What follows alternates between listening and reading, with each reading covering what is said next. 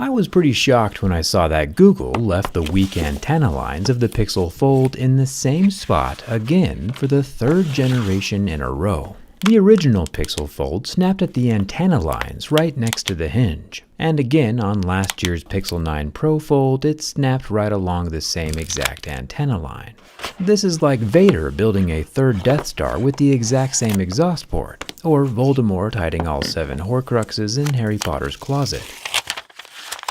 Or maybe Superman mailing kryptonite to all his arch nemesises on their birthdays. Henry Ford said the only real mistake is the one from which we learn nothing. And I'm not saying that Google hasn't learned nothing, nor am I saying that a durability test is the only decision by which to base your phone buying experiences off of. But the definition of insanity is doing the same thing over and over and expecting different results. You don't gotta be Einstein to realize that after the first 2 catastrophic failures, it might be time to move that antenna line.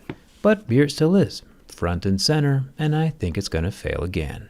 But first, the scratch test. I'm a fan of the folding phone form factor, even though they aren't ready for my personal lifestyle just yet. I've got dirty hands and I do dirty projects quite often, and I don't have confidence that a folding phone can be the tool that survives life with me. The front slab of glass is Gorilla Glass Victus 2 though, and we see our normal scratches at a level 6 with deeper grooves at a level 7.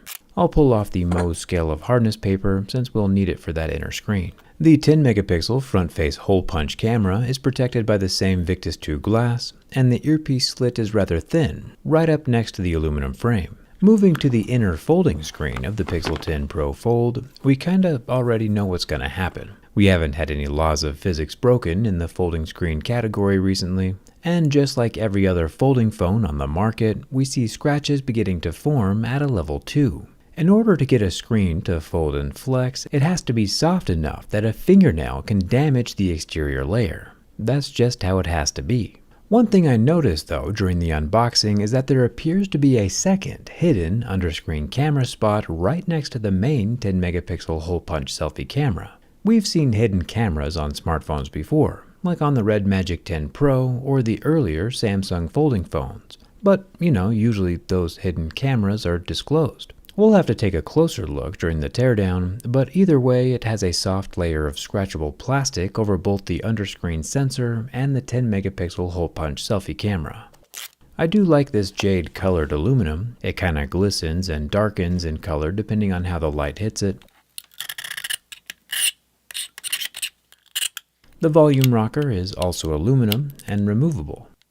The power button is not removable, but the volume button is easy enough to pop back into place. The top of the Pixel 10 Pro Fold has our upper loudspeaker,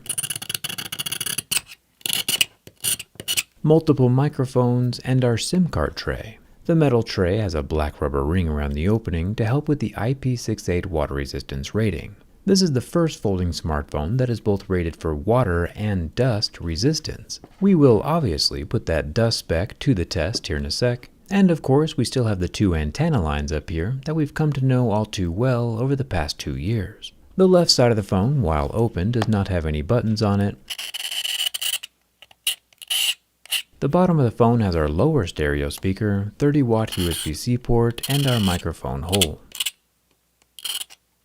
If you notice, the actual microphone hole is much smaller than the exterior microphone opening. This is to make sure no hardware gets damaged if someone accidentally puts their SIM card removal tool in the wrong hole. You won't be able to damage the actual microphone or the waterproofing inside. The spine of the 10 Pro Fold is unbranded, there are no gears inside the hinge this year, and I'm sure we'll see the inside soon enough. On the back of the phone, the Pixel 10 Pro Fold has a light sensor in the upper left corner of the camera plateau, then a 10.5 megapixel ultra-wide camera in the upper right side. The 48 megapixel main camera is on the bottom left, and the 10.8 5x telephoto is in the bottom right corner, all surrounded by the same anodized aluminum material as the phone body. The only branding on the exterior is the shiny chrome letter G on the back. Zooming in close, you can see basically a perfect placement of the soft touch glass etching around the G silhouette. Very nice attention to detail. I'm worried about a few other details on the phone, but we'll get there soon enough. Google said that this year's 10 Pro Fold is the first folding phone to ever have an IP68 dust resistance rating. The 8 has to do with liquid, but the 6 part of the rating means that the phone is essentially dust-proof, since the number 6 is as high as the rating scale gets when it comes to dust. And yeah, the screen is probably dust-proof, but unfortunately for Google, I can conclusively say that the Pixel 10 Pro Fold hinge is definitely not dust-proof. The crunching of the dust that is now inside the hinge sounds pretty disturbing. And yeah, the Samsung folding phone sounded pretty much the same after dust was dropped into their hinges, but they also never claimed to be dust-proof. I've been doing these durability tests for more than a decade now, and Google has to have known I was going to check on their claim. This is kind of embarrassing. The inner 8-inch Super Actua Flex screen lasted about 15 seconds under the heat from my lighter. This time around, we don't see any melted plastic on the surface, but the pixels are very much dead from that flame. The exterior 6.4-inch 3000 nit display fared much better under the heat and lasted a good 25 seconds without any visible damage. Speaking of damage, Google says this 10 Pro Fold can handle 10 years worth of folding. That's a decade. But they don't give an exact number of folds that it can withstand. And yeah, sure, if the phone is only folded in a vacuum, it'll probably be just fine. But here in the real world, where people sit on phones, book bag squish phones, and little kids exist, the Pixel 10 Fold just ain't gonna make it.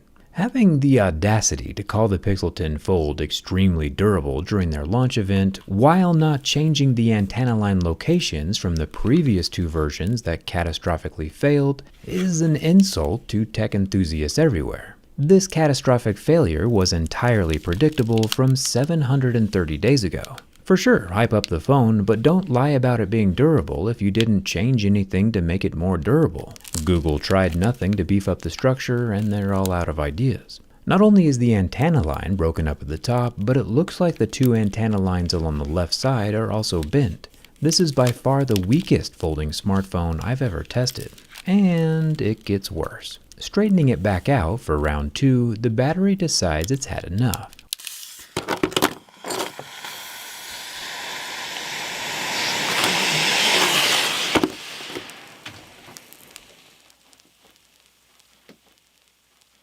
Surprisingly, in the decade that I've been durability testing phones, I have never had a smartphone explode before. The Pixel 10 Pro Fold is the first phone to go up in smoke. Thumbs up for thermal runaway, I guess. And for sure, this is definitely an extreme test, but I've also subjected every mainstream smartphone made in the past 10 years to these exact same tests. That has never happened before. And this is the first time I've ever had one fail so spectacularly to the point where my fire alarm is going off. Just something to think about. Don't put an open Pixel 10 Pro Fold in your back pocket or your buns could get toasted. I don't even think I really have to say it, but the Pixel 10 Pro Fold fails my durability test catastrophically. We still need to check on that hidden camera though under the pixels on the folding display, so the teardown must continue. If you're interested in fixing stuff, I'll have my own folding premium portable toolkit linked in the description. It'll definitely survive more folds than the Pixel Fold. You can see what's left now of the crispy battery layers. The pouch-style lithium batteries are made up of long sheets of foil that are wrapped around each other. The electrodes are separated from each other in the pouch, obviously so they don't short out. But since my phone physically fractured along the antenna line, we must have pinched the layers of the battery together, causing a short circuit, which immediately dumps all of its energy into a self-accelerating, uncontrolled thermal reaction, at least until there is no energy left inside the layers to react with. It does look pretty cool inside, you know, all things considered. The smaller of the 2 batteries does appear to have green pull tabs, but even after unplugging the battery like a little Lego, the pull tabs just kinda snap off. And if the rest of the phone hadn't exploded already, I'd probably complain about the pull tabs not being all that great. But Google currently has bigger problems to work on. As for the underscreen sensor next to the actual inner screen selfie camera, it turns out it's just that, a sensor. There is no lens. This sensor can check for proximity and light, but only as a sensor without any lens on top of it. There's no way the sensor can take pictures or images like a normal camera would, so there's nothing to worry about. But maybe, if Google decides to make another folding phone in the future, we'll see them ditch the hole punch at some point and just put an underscreen camera. I would, however, recommend that before Google attempts anything else, they should relocate the antenna lines near the hinge. Or not, either way, I'll be here next year to keep them in check. Hit that subscribe button so you don't miss it, and thanks a ton for watching. I'll see you around.